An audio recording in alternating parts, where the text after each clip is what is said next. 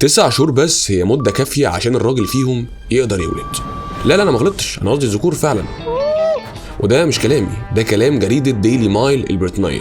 من فتره طلعت خبر صادم عن زراعه الارحام جوه جسم الرجاله عشان يقدروا يحملوا ويخلفوا كمان، حاجه يعني في منتهى القذاره. حتى لو قلت لك ان انا حامل. مش بس كده، نسبه الرجاله اللي قلبت لستات زادت ل 60% في اخر 8 سنين في امريكا. ده طبعا غير الجندر سيلكشن اللي الستات بقت تعمله عشان تحدد نوع المولود اذا كان ولد ولا بنت، وستات بقت تختار بنات اكتر ما بتختار اولاد. بس الاغرب من ده كله ان الفتره دي زادت عمليات الاجهاض جدا، خصوصا لو الجنين ولد. طيب كل ده بيحصل ليه؟ وليه بيحاولوا يغيروا شخصيات وصفات الرجاله من قويه للا مؤاخذه؟ شيماء انا فشلت، واضح ان الدقن دي ما بتتشالش بالسويت.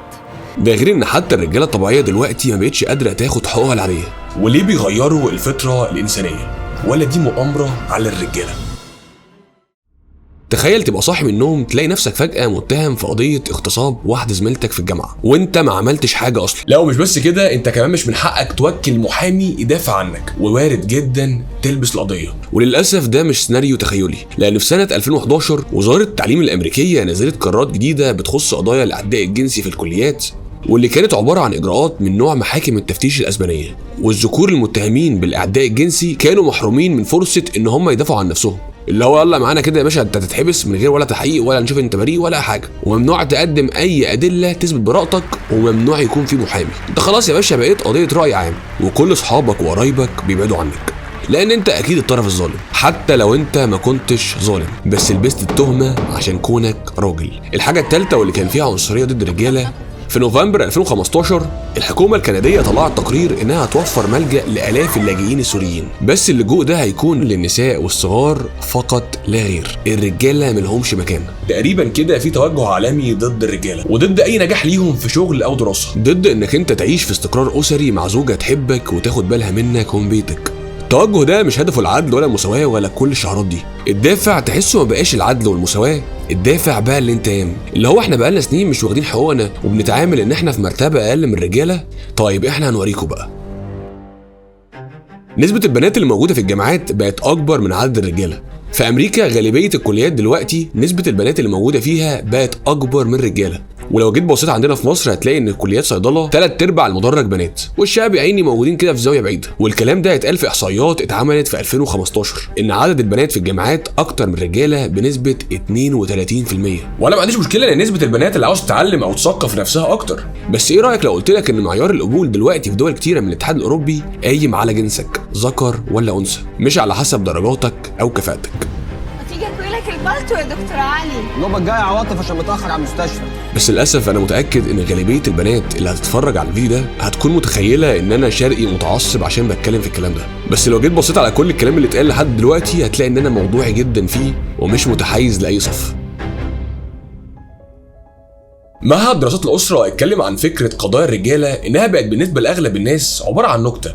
بس ايه رايك لو قلت لك ان في ستات بتموت في مكان العمل بتاعها والسبب ان حقوق المراه اللي هدفها المراه بقت تحط لهم شروط صعبه قوي، وبقى العامل الاساسي لقبول الست في المناصب العاليه انها تكون مش متجوزه عشان نبعد عن احتماليه اجازات الوضع والحمل. في الاول وفي الاخر صاحب اي شغل هدفه ان عجله الانتاج تزيد ويقدر ان هو يعمل فلوس اكتر. لاحظ كمان الطريقه اللي بيبلغنا بيها الاعلام عن الكوارث، بيقول لك حتى النساء والاطفال كانوا بين الضحايا، بتسمعها كتير قوي، وكأن حياة الرجالة قيمتها أقل. فكرة إن الراجل ممكن يضحي بحياته عشان خاطر الست أو الطفل ده حاجة طبيعية وإحنا على طول متعودين عليها، بس على الناحية التانية كانت الستات عارفة واجباتها.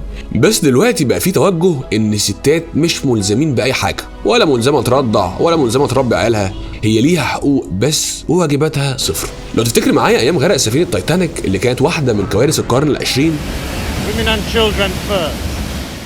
كل قوارب النجاة تقريبا كانت مخصصة للستات بس، والرجالة كانوا بيتسابوا على السفينة عشان يغرقوا.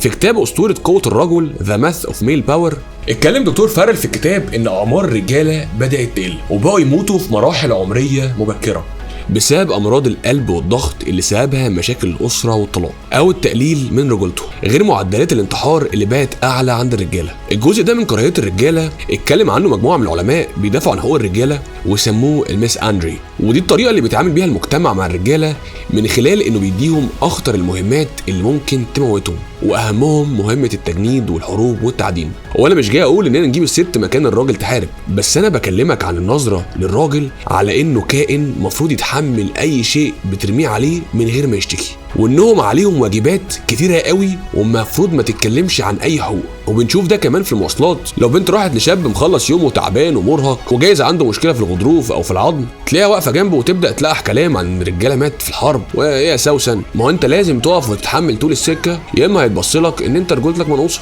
وعلى فكره انا بشجع الرجاله او الشباب ان هم لو قادرين يوفروا مكان للست او البنت يعملوا كده، بس يعملوا ده عشان خاطر هم شايفين ان ده الصح، مش عشان حد بص لك من فوق لتحت وحسسك ان انت مش راجل لو انت عملتش كده. محتاجين نسأل نفسنا ازاي وصلنا للمرحلة دي. وقبل ما اكمل مش عاوز اي حد يفهم ان انا ضد تعليم الست او ضد ان هي يكون ليها كارير وليها مستقبل، واكيد طبعا ضد كل الصور العنف او التحرش اللي ممكن تحصل معاها. الموجة التانية من الحركة النسوية كانت بعد الحرب العالمية التانية، لما بدأت كانت رد فعل ضد قيود الارتباطات المنزلية للنساء. الموجة دي كان هدفها تقلل طفرة الإنجاب، لأنها كانت فترة نمو اقتصادي وأعداد الرجالة وقتها ما كانتش كفاية عشان تسد فيه. قبل الفترة دي المرأة ما كانتش بتميل انها تدور على شغل او وظيفة بسبب انها بتعمل وظيفتها في الواجبات المنزلية والاسرية، وكانت الستات وقتها بعيدة عن مجالات السياسة والاقتصاد والقانون. بس اللي عملته وسائل الاعلام وقتها كان كارثة، واللي كانت نتيجته الحد من الانجاب والنسل.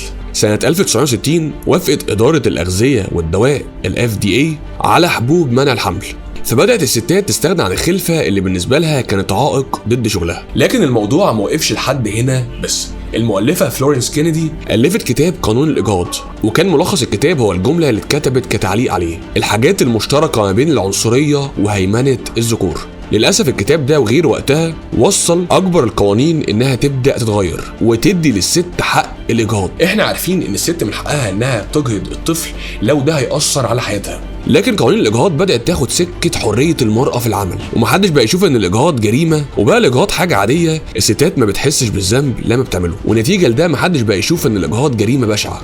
السؤال بقى ليه حركة المس أندري دي حصلت، وبقى في كراهية مش طبيعية ضد الرجالة إن هم ما يستحقوش أي شيء والمرأة تستحق كل شيء. دكتور فرديناند ماونت واللي ألف كتاب العائلة التخريبية قال إن في عداء في العصر اللي إحنا فيه ضد مفهوم الأسرة من كل المنظمات. ودكتور ماونت في كتابه شرح لنا الخطوات اللي عملوها بالظبط. أولاً التقليل من قيمة الأسرة، وإن المرأة المفروض تحطها في مرتبة أقل من الطبيعي بتاعها. ثانياً بدأوا يروجوا للعائلات البديلة، الصحاب والجروبز والجاذرينجز والاوتنجز، من الاخر مكان تاني تفني فيه طاقتك كلها ويكون هو اهم من الاسره. ثالثا حطوا كل طاقتهم على انهم يحولوا توجهات الست من المشاركه مع الراجل للنديه معاه، حتى لو هي اخدة حقوقها بالكامل وزياده. لا احنا وصلنا لمرحله اننا مش بنطالب بعداله وتساوي الاجور، لا احنا بقينا نطالب بزياده اجور الستات عن الرجال. وفي شركات كتيره قوي سياستها هي وجود 50% من العماله ستات، والمقياس خلاص مبقاش الكفاءه، احنا بقينا نحط اي مقياس مبني على الجندر، ان احنا عاوزين 50% رجاله و50% ستات. في سنه 2005 في حبه رجاله غلابه راحوا قدموا على مشروع قانون حضانه مشتركه ما بين الراجل والست بعد الطلاق في كاليفورنيا، لكن الجماعات النسويه رفضت، زي منظمه كاليفورنيا الوطنيه للنساء. رابعا بقى، ودي النقطه الاخطر من كل دول، ودي الحاجه اللي انت بقالك فتره نفسك تفهمها، من فتره كده اتمنع فيلم الرسوم المتحركه لايتير بعد ما عمل جدل كبير قوي. مش ده باز يطير اللي احنا كنا بنتفرج عليه واحنا صغيرين؟ لكن اللي حصل ان الفيلم ده بيحتوي على مشاهد مثليه، وما تستغربش ديزني اخذت الاتجاه ده من زمان. طب ليه يا كريم بيعملوا كده؟ عشان نربي اطفالنا على تقبل الفكر ده، يعني بنزرع جوه عقولهم من صغرهم تقبل النماذج دي، فبيكبروا شايفين ان ده عادي. مش عاوز اصدمك كمان واقول لك ان في نظريات اتكلمت عن تيمون وبومبا ان كان في بينهم علاقه حب، وده بسبب ان الناس بتوع التعليق الصوتي بتاع تيمون وبومبا هم في الاصل مثليين. وطبعا الكلام ده مش بس ديزني اللي بتعمله، ده كمان نتفليكس. وبقى في توجه عالمي جديد انه يخلق ناس محسوبين على الرجاله بس هم ملهمش ادنى علاقه بالرجوله.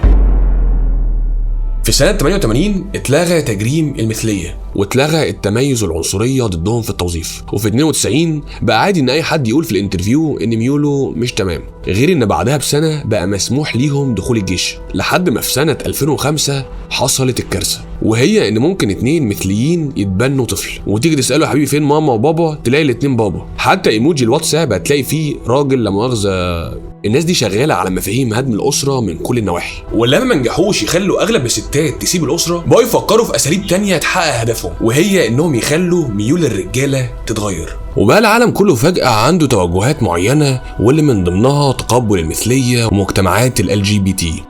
في بلاد زي اليونان مثلا كبار السن بيدوا مقابل مادي كبير للشباب اللاجئين عشان يستغلوهم جنسيا. وبقى في ترويج كتير لمصطلح فراجل ماسكلينيتي او الرجاله الطريه. وبقى في ترويج في كل مكان في الافلام والمسلسلات لوجود الراجل الست او الست الراجل، اللي هو شخص تصرفاته وميوله مختلفه تماما عن نوع جنسه. كل اللي احنا محتاجينه اننا نمشي على فطرة ربنا من غير اي تغيير، واننا نراعي اللي علينا زي ما كلنا بنطالب بحقوقنا، لان الوضع اللي احنا وصلنا له النهارده ولا احنا كرجاله مبسوطين ولا ستات مبسوطين. المبسوطين هم الناس اللي فعلا ورا الكلام ده. فكري انت فعلا عاوزه ايه وايه اللي هيبسطك، مش ايه اللي المجتمع او الميديا شايف ان انت المفروض تبقيه. الكلام اللي جاي ده لرجاله وستات مع بعض. اكيد انت في مرحله معينه من حياتك قابلت واحده وحبتها، بس جايز يكون سبب ان العلاقه دي ما كملتش انها فضلت كارير معين على انها تكمل معاك انت. جايز تكونوا بتحبوا بعض ونسبين جدا وبينكوا كيمياء، بس هي اختارت حياه تانية تمشي فيها. وانا ما عنديش مشكله لو واحده اختارت الطريق ده، بس تكون مختاراه لانها فعلا هتلاقي سعادتها فيه، مش عشان صوره معينه عاوز تطلع بيها قصاد المجتمع او عشان ما ينفعش تبقى اقل من اصحابها.